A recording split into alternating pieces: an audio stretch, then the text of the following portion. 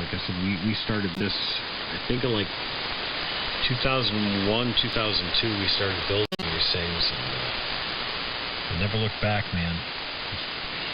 Like I said, this E-rig's been built, I think, at least 3 or 4 times. You know, we built it up, and then came up with a better way of putting it into a chassis, so we stripped down the chassis and moved the parts over to a new chassis, and then redid it again, then made a new RF deck out of all the parts I had. So it's been revamped a few times, because it's been this way for at least a good decade or so. So it was the first, like, maybe 5 or 6 years where we did a couple rebuilds, and Bob's built, I've lost count of how many E-rigs he's built. It has to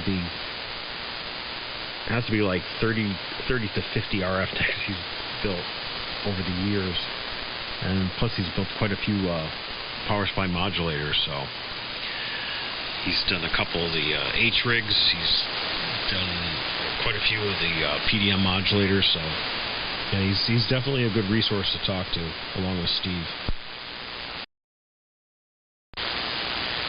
What's up, Perry? How you be doing?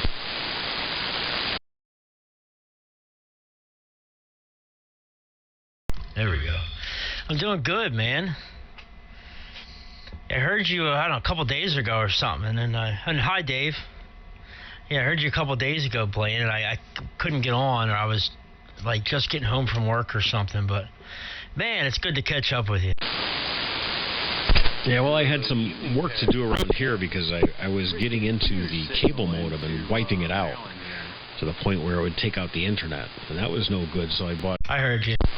RFI filtered power strip and some toroids, and went to town on it last weekend, and I'm not wiping it out anymore, so that's good. I can get back on the air. Very nice. Well, good to hear you, Blaine. Good signal. And hi, Dave. Yeah, Perry, how are you doing? Man, you are freaking crushing it down here in the Maryland. Yeah, both you guys have really good signals, and so I know Blaine is using a Innovonics. Blaine, I assume that's what you're using for your peak limiter, which is very strong. Hey,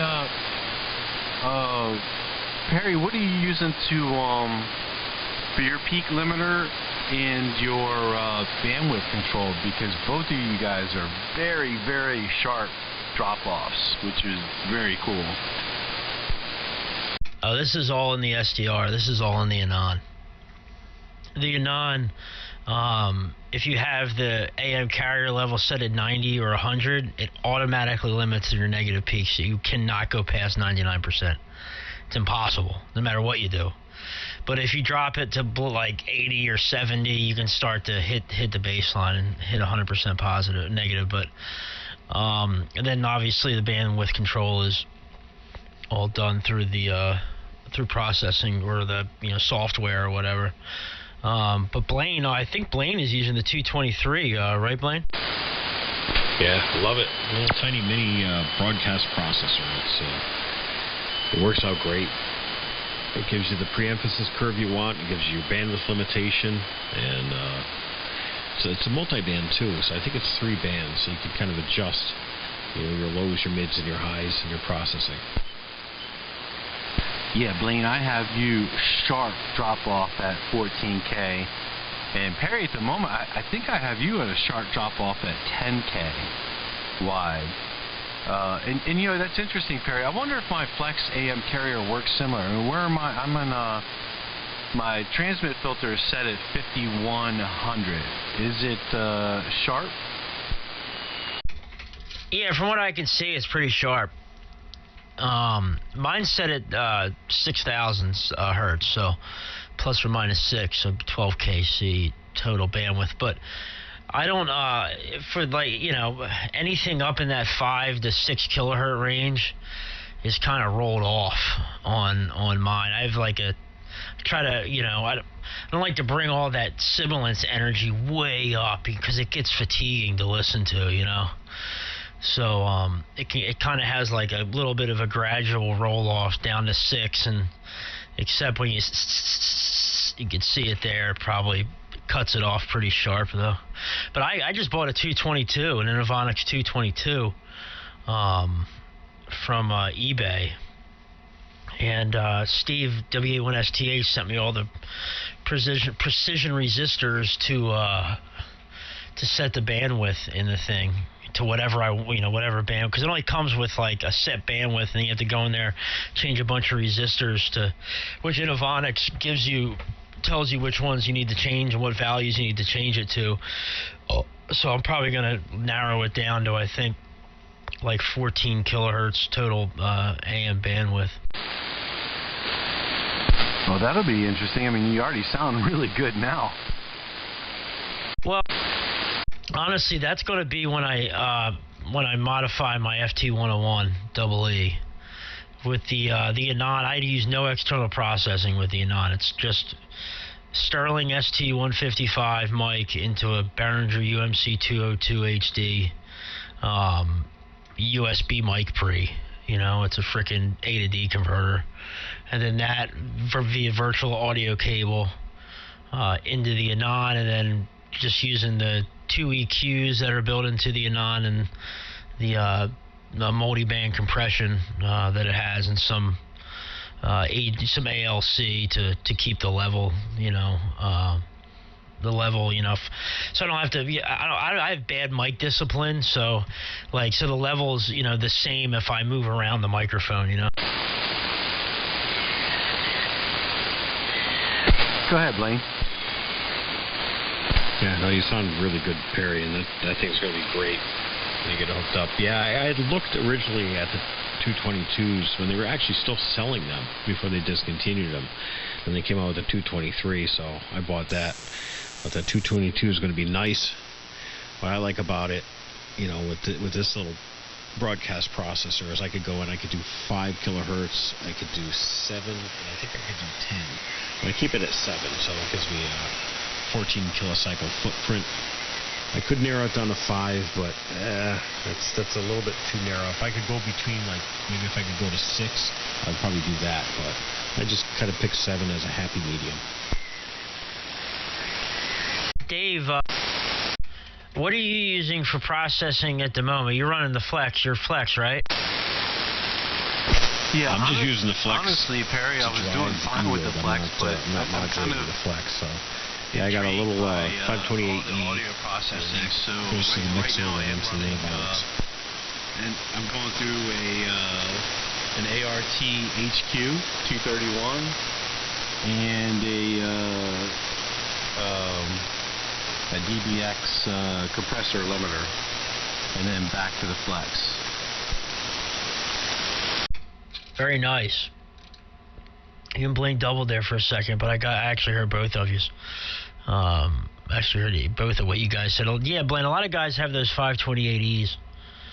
I think my dad's got one too. I think he uses that with basically the same lash up, 528E with a 223. And going on to your gear there, Dave, I have an audio rack in the other room. When I first got my first Anon, my 200D, I had it hooked up with it, but now I've been using just what's built in to the Anon, the CFC audio tools or whatever. But I have a bunch of Behringer gear. I have a DEQ 2496, and I have a 32 band equalizer. I have a bunch of compressors. I have a MDX 2600, MDX 2200. I have the Behringer. I can't think of the mic pre off the top of my head. It's the one with the 12AX7 in it. The MIC 2200. That's what it is. I have that. I have an Alesis Microverb 4 for effects. I don't really use it, but when I was using that thing on 11 meters, I would just pump up the plating a little bit, you know what I mean? But yeah, it just honestly, it sits on top of my DX100 and was in my kitchen for a year, and it's just full of dust. But when I get my my FT101 modified, I'm gonna bust it back out. W3 MMR.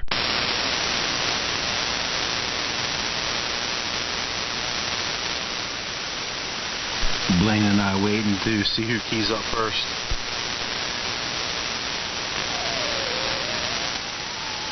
I was hoping Clark would come back. Well, hell, I'll queue up first. November 2, Yankee Romeo.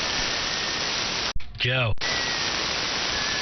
Yeah, one quick question. I promise I won't burn up too much time. You know, I'm never going to build a Class E rig, because of, point to lifetime and all that other crap. I was just wondering, okay, I've heard 99% negative, and I'm trying to imagine how that would be done. I ask a lot of stupid questions because I'm just, what do I want to say? I'm just interested on how stuff works. Just a Reader's Digest portion. Doesn't have to be long and, drawn out. Just, simple explanation, general overview. N2YR.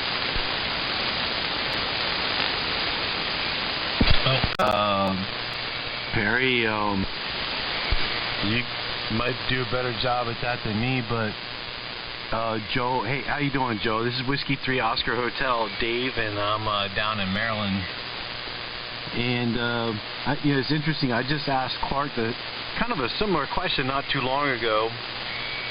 My understanding is you absolutely cannot go below 100% negative peak because that's your carrier.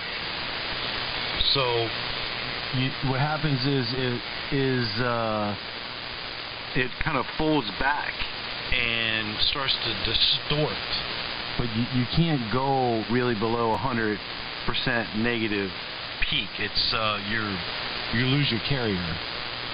On the positive peaks, yeah, you I guess you can swing. Like my flex. It's your almost like your peak to peak. Your highs will go up above 100, but they're so fast that they really don't add a lot to your speech intelligibility or your power. It's really the density of your power, and that's where the compression comes in from either external gear or whatever your anon or flex or radio can do. I don't know. I'm not the best at explaining it, but that's about the best I can do right there. Okay, well, good enough. You explained like 90% of what I'm trying to figure out. All right, it's got to fold back as it approaches 100% cutoff, and the terminal point is 99. The positive peaks I'm not concerned about. So basically, it's your audio tapers on the negative half of the cycle, and it eventually tapers off to approximately 0 at 97, 98, somewhere in that region. I would have to say that I agree, Dave. I think Blaine would as well. I think, Dave, you kind of hit the nail on the head.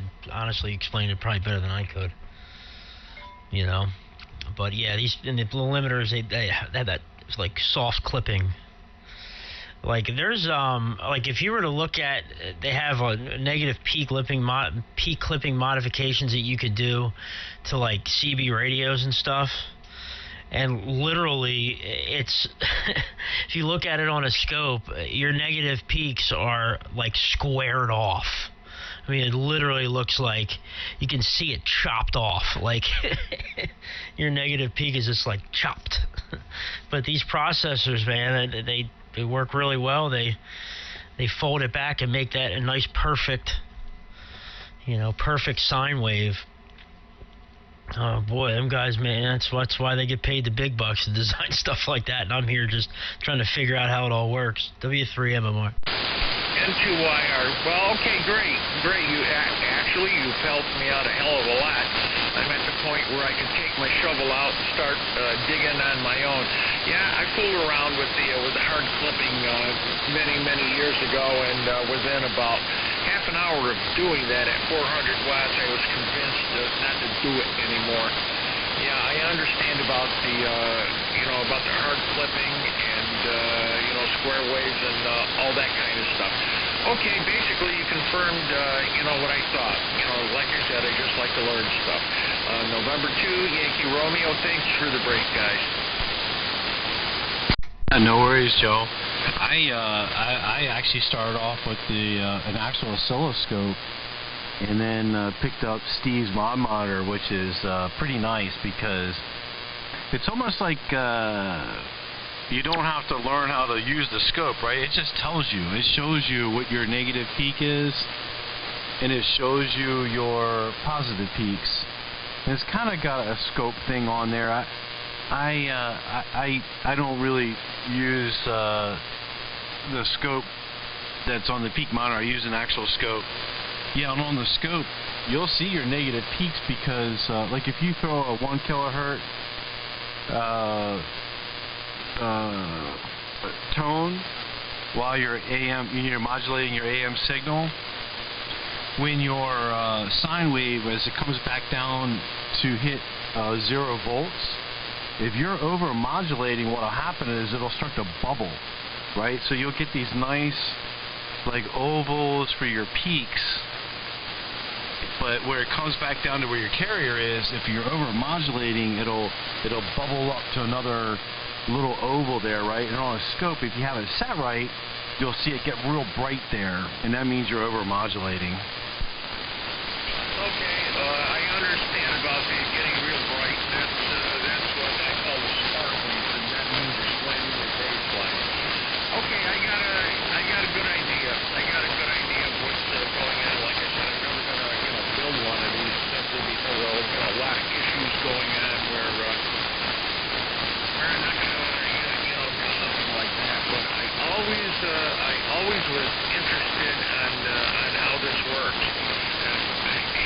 Sounds like a variable speed drive for a motor, and I realize about a quarter of that could be applied. So I thank you for your help, and thank you guys for the break. November 2, Yankee Romeo. All right, good to hear you, Joe. Yeah, you go. Whoa. Oh, man. Avalanche. Sounded like he dropped his beer and his microphone, and I don't know, or he fell out of his chair. That sucks. On top of one of my speakers, I built a Christmas tree topper, like a star for a Christmas tree, but it's made out of vacuum tubes, like old 6146s and like a couple 6AL6s, and it looks like a star. I got multicolor LEDs in it, and I have it like plugged in and sitting on top of my speaker, but that was sitting on top of an RCA power line voltage monitor. Really nice one, and it just fell behind the desk.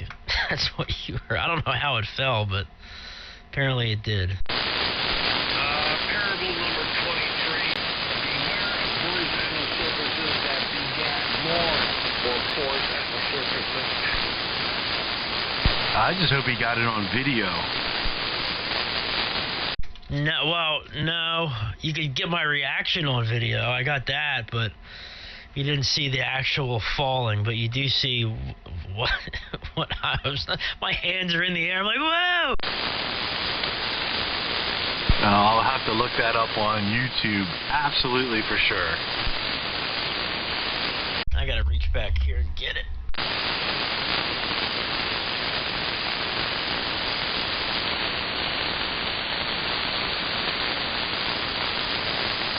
Yeah, I'm just gonna leave it there for now.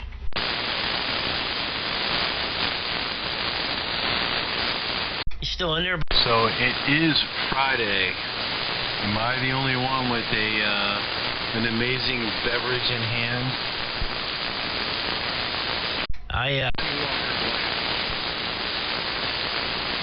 I have my vape pen in my hand. That's my happy hour. Blaine, you still in there? Yeah, I'm still here. Just listen.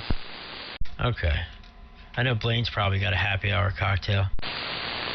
Nope, none for me. Really? Yeah, I had to cut back.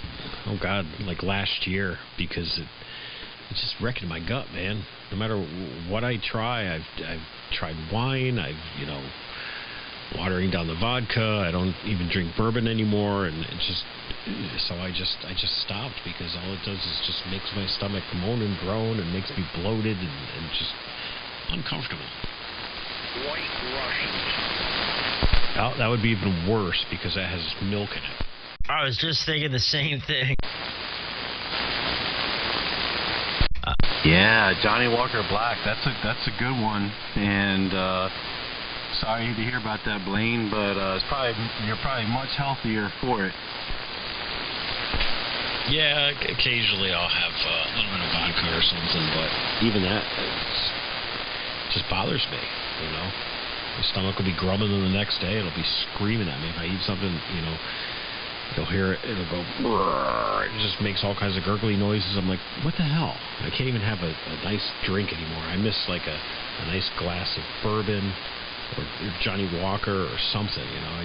So that's it. Sucks getting old.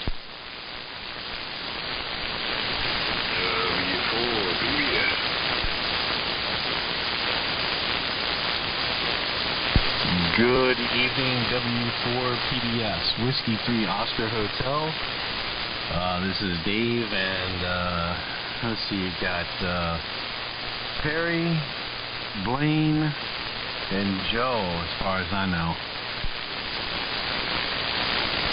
Roger that, I haven't been on in a while. As you gentlemen talking about vape pens and bourbon and all that good stuff, so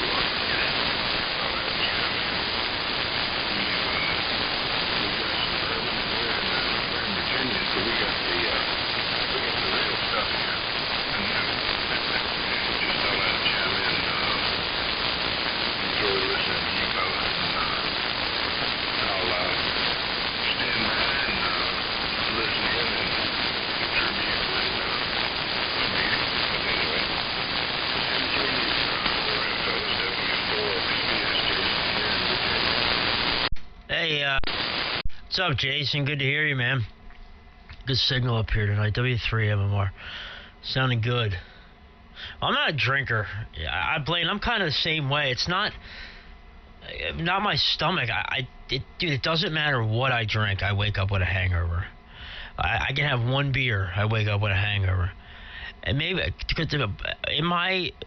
from my late teens until I was 26 or 27, so I'm 35 now.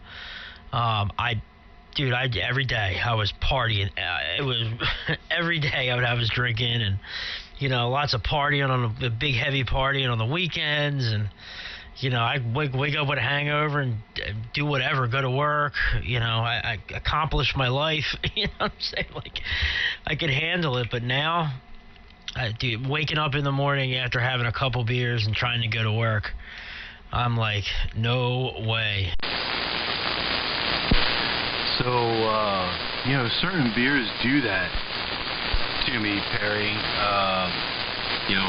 Whatever they brew them with.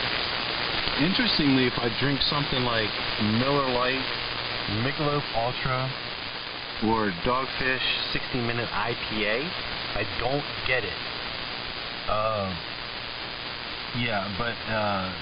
Or something good. I mean, Johnny Walker Black is just a great scotch. Not super expensive, not cheap, but for the price, Johnny Walker Black is a very nice scotch. I've tried some good scotches before, and it's kind of hard to beat the Johnny Walker Black for the price point.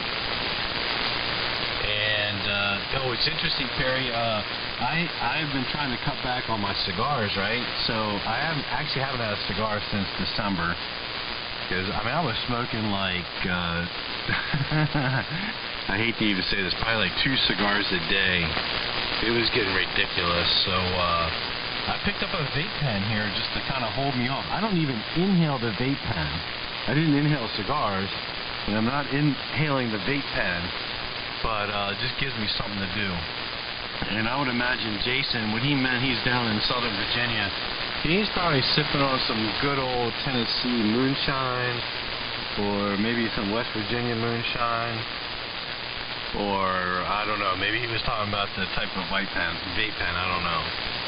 Whiskey 3 Oscar Hotel. I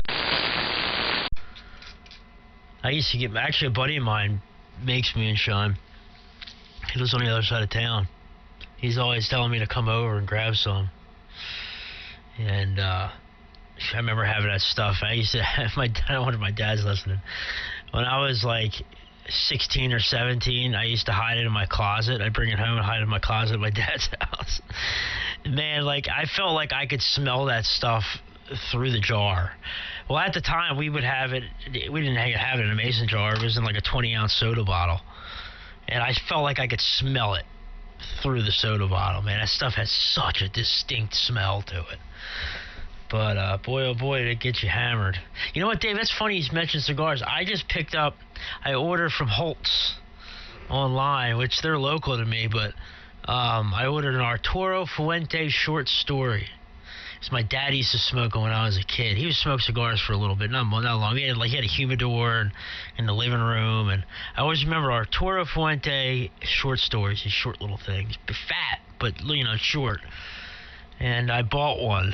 Got it, just one cigar and a cigar cutter, and got it shipped to the house, and I just smoked it a couple days ago. It was all right, it was different.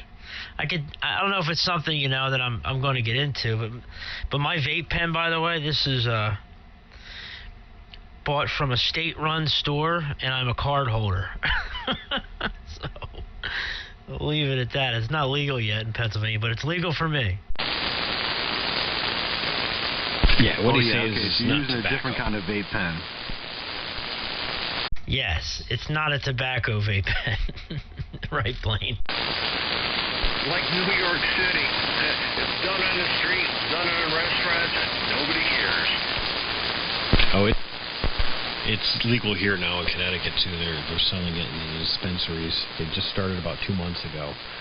And I do a lot of highway travel for work, going to customer sites and stuff. And I'll be driving down 84 with my windows rolled up in the wintertime, and I'll be like, someone on the highway is smoking.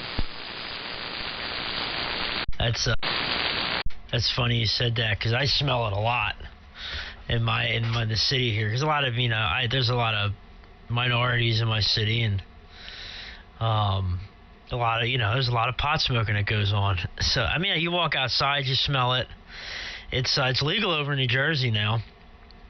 I don't know why it's legal here, but they haven't set everything up. They haven't started selling it legally in the stores yet. There's just dispensaries, and there's a lot of them for medical card holders. Yeah, I think recreational use goes legal in Maryland in June or July. I think you could do the medical card thing.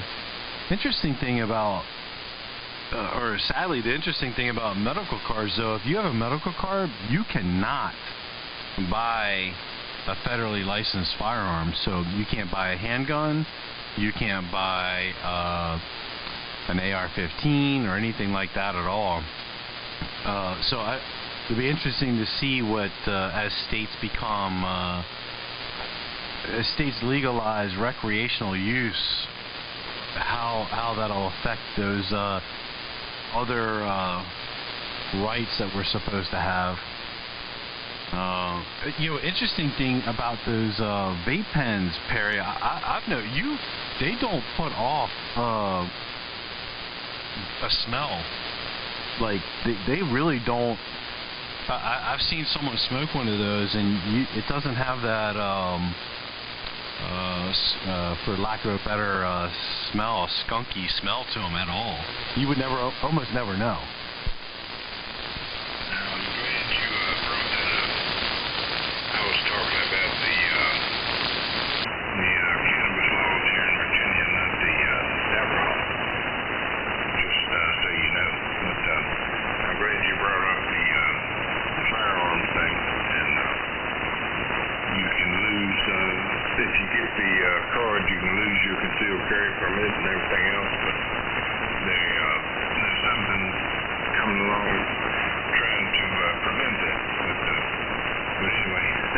was talking about. I'm here in Virginia, and I grow it, and I'm having a good time with it. Back to you guys. We're standing by W4PBS. Damn, it was foot pedal. Now, growing, it's an art, man. Really, it's not like you throw a couple seeds in the ground and you let it go, and it's like, ooh, I got a whole bunch of, high-grade pot. It's not, that stuff's like, it's hard to grow that well. So that's, people get really into it, it's just a hobby just like anything else for anybody else, like this is, but, yeah, I wonder how that's going to work, because I knew about that. I don't own any guns. I don't know if I should put it out there to public. People are going to try to come rob me, but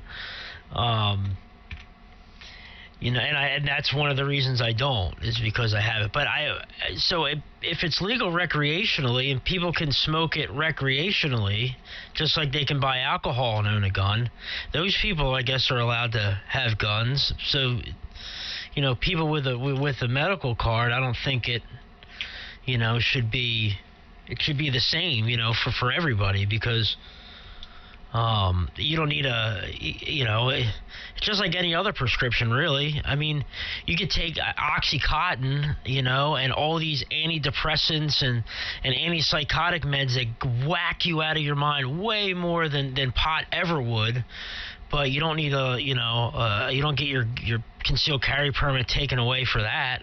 You know what I'm saying? So it kind of seems like a double standard. Down the Cheetos and stick your hands in the air. Yeah, well,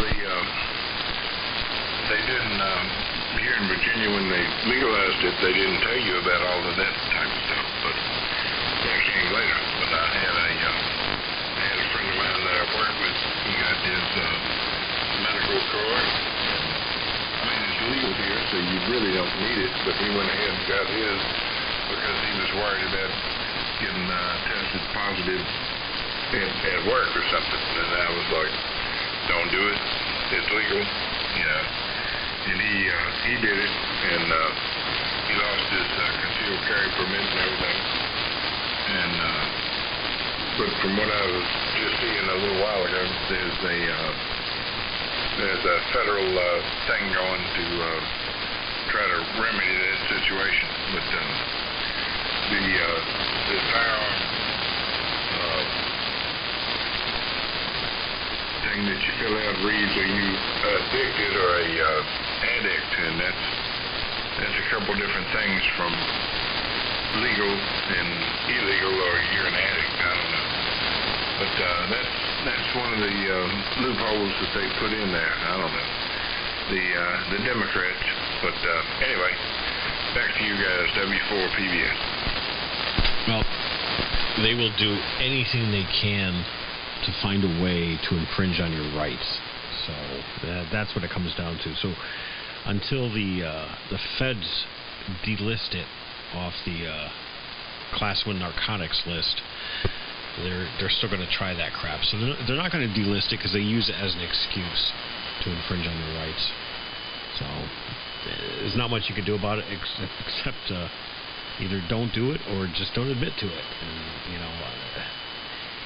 it's going to be tough, though, because the states are making it legal and the feds are still saying it's illegal. So there's going to be a court battle at some point.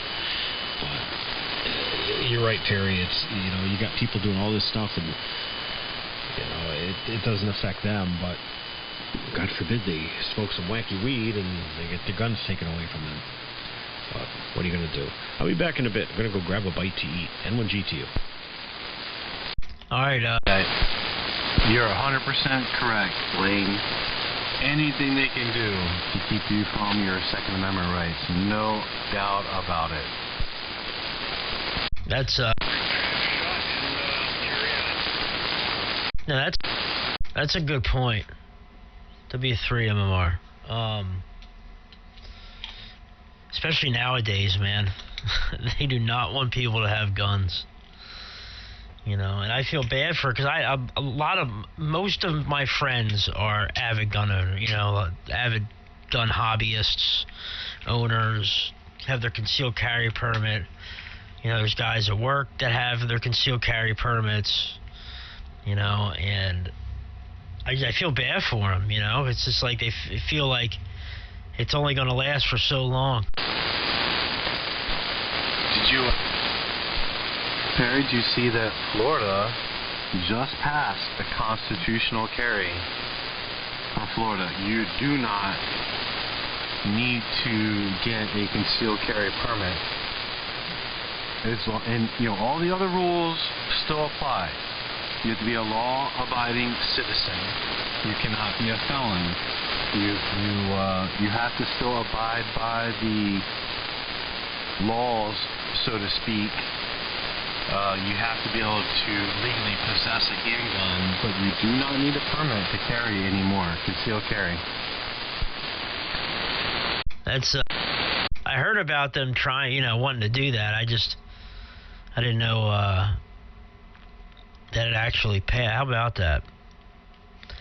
You know, obviously, yeah, you can't. Of course, you know, if you've run into an officer, so you got to let them know you have it. It's not, you know, all that stuff. I guess out of courtesy and all that, you know. But anyway, well, look, man, I'm gonna get out of here, guys. Good to hear you. I'm gonna get in the other room, go grab a drink. Let me fill up this glass of soda. I had a cup of coffee, so I'm like, you know, dying of thirst for something crisp and cold. Plus, I had 4 slices of white pizza. I grabbed a pizza, stopped and grabbed a pie on the way home from work.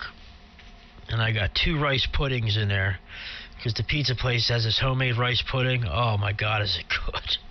So I'm going to dig into my rice pudding, pour a glass of water, or get a bottle of water, or a glass of soda, and post up in front of the television. So good to hear you guys. And yeah, if you guys want to check this out, it'll be on YouTube later on. Just search your calls on YouTube, or search the channel, the AM window. And you can find tonight's QSO. Wish Clark would have came in. I would like to say hi to him, but sure, I'll catch him later. Good hearing you, Dave and Joe and Jason and Blaine. Anyone else in the woodwork? We'll look for you guys later. I'll send it over to you, Dave, and send it down to Jason, and we'll catch you boys later. W3MMR. We'll be listening out for a little bit. Yeah, Perry. Always good to hear you on AM 38, whatever. Clark was in here earlier. There was, I guess from Connecticut there, he was getting a lot of buckshot from some other stations there and had enough, so he dropped off. Maybe he's listening, maybe he's not.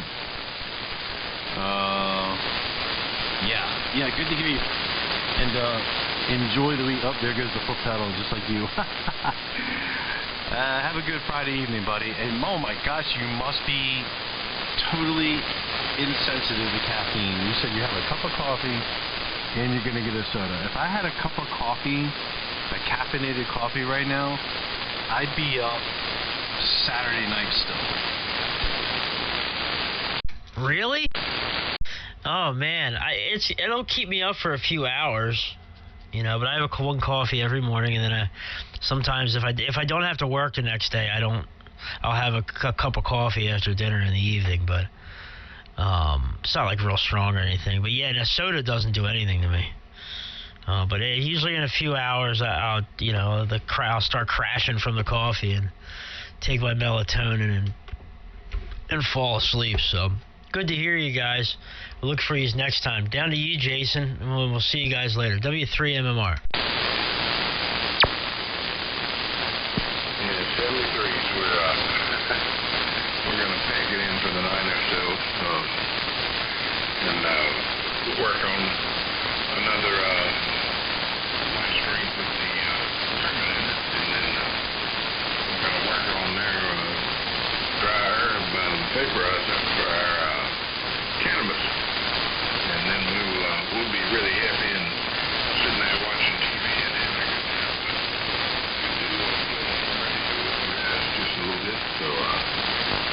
all W4 PBS will be clear.